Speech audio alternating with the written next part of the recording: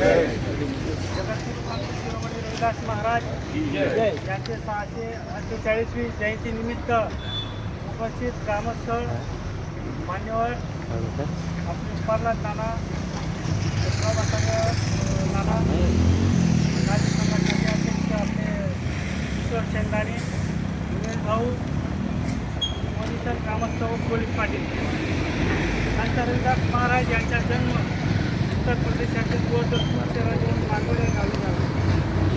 संत रविदास यांना लहानपणापासूनच भगवंताची वडील यांची भक्ती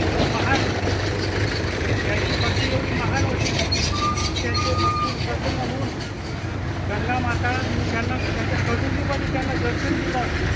गंगा मातासारखी पवित्र माताने त्यांना दर्शन दिलं. तेव्हापासून ही मन प्रसन्न झाली. मन चंगा तो पटतीने गंगा. जर माणसाचं मन जर प्रेमळ असलं किंवा माणसाचं मन जर शुद्ध असलं तर त्यांच्या अंतःकरणात साक्षात भगवंत वास करतो, यात काही शंका नाही.